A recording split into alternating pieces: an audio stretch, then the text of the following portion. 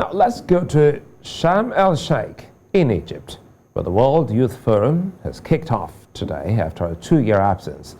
Bernard Akede, who was at the opening ceremony, where News Central was the only media from Sub-Saharan Africa. He joins me now to give updates on the forum. Good to see you, Bernard. And congratulations for this milestone event being there from Sub-Saharan Africa. Now, the pandemic caused a 2-year break of the World Youth Forum. So what are the obvious changes, would you say, with this particular comeback? Good evening, Sulayan. It's good to be here, actually.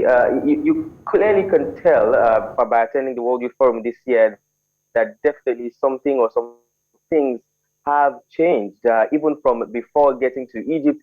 And on arrival, you could tell that a lot of things have been put in place to ensure that this year's event was different and it eventually would hold. If you've been following the numbers, you would know that the cases have been rising in Egypt, and the government and the organizers of this particular event made sure that nothing would hinder the smooth flow of the event. So from arrival, you can see billboards talking about the World Youth Forum. You can see posters talking about COVID-19 restrictions and social distancing and obeying all the rules of COVID-19, all the rules basically of trying to make sure that the pandemic doesn't spread. Social distancing rule, hand sanitizer, using of hand sanitizers, washing hands, testings, and further testings. So regardless of the fact that one has been tested and has been vaccinated from your country of destination, upon arriving Egypt, more testing was required, and in some cases even enforced by the participants. And then at the venue of the forum itself, you could also see that there were face masks and nose masks handed out freely to participants. Social distancing, like I mentioned, also it was made sure that it was observed. You could see healthcare officials in different positions of the venue and of the forum. And basically, it was just clear that there really was something big going on, but it clearly had changed from what it used to be in the past 3 editions.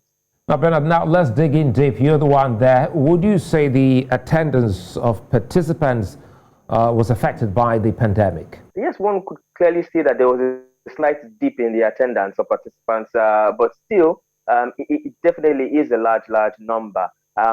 Well, one may say that the dip in the numbers could have been because the country was trying to control the crowd, definitely. Or some would have also, or some school of thought may believe that some participants did not attend, because of the spread of COVID-19, for fears of the fact that they would not want to be in crowded areas like this. So there's a slight, dip in the numbers as regards as compared to what we've had in the past 3 editions. But still, the number that is present here as of today is definitely enough to form what you would call a forum of this magnitude. And this is as a matter of fact, even though the event kicked off today, the opening ceremony was today, we still had more attendees and more participants from different parts of Africa and ultimately from the rest of the world arriving in Sharm el-Sheikh here in Egypt as of today as well.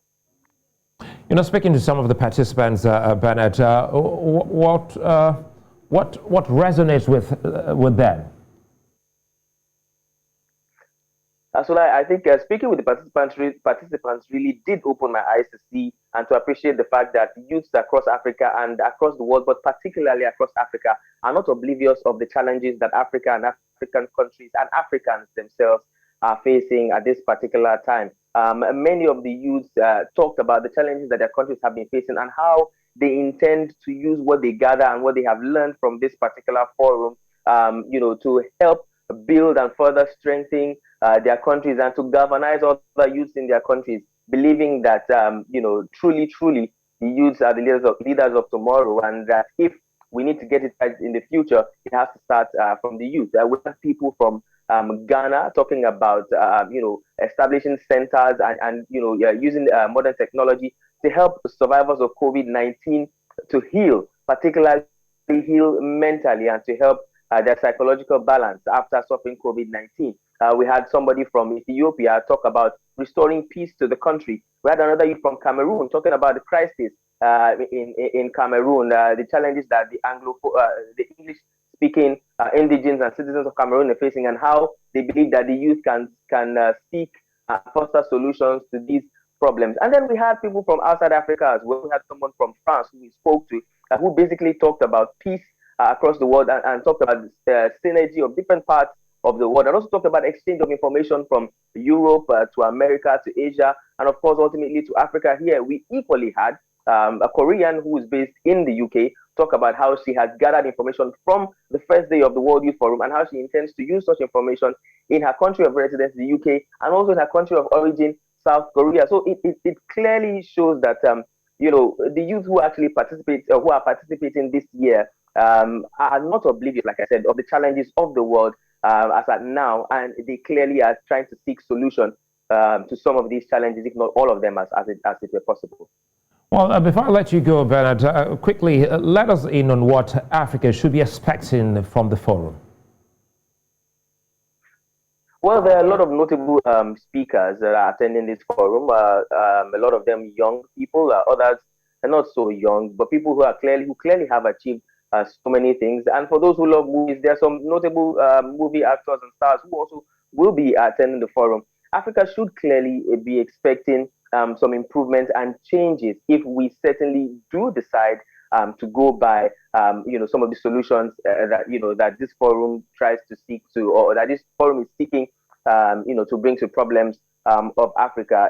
It's also pretty impressive that a lot of attendees, a lot of not just attendees, a lot of workers at the forum are actually youths at heart, young people actually, from the volunteer workers to those working at the forum itself, to hotel attendants, to flight attendants. A lot of them are truly, truly young people. So as Africa has been termed the youngest continent in the world, it is clear that this forum seeks to use that youth power, or youthful power, should I say, to seek solutions to the problems of Africa first, and then to the problems of the rest of the world. And if we do go by some of the suggestions that will be made during this forum, there is no doubt that come 2030, some of the development goals that the world is trying to achieve will definitely be achieved in total, if not close to being achieved totally. Well, thanks, Bernard, and you stay safe.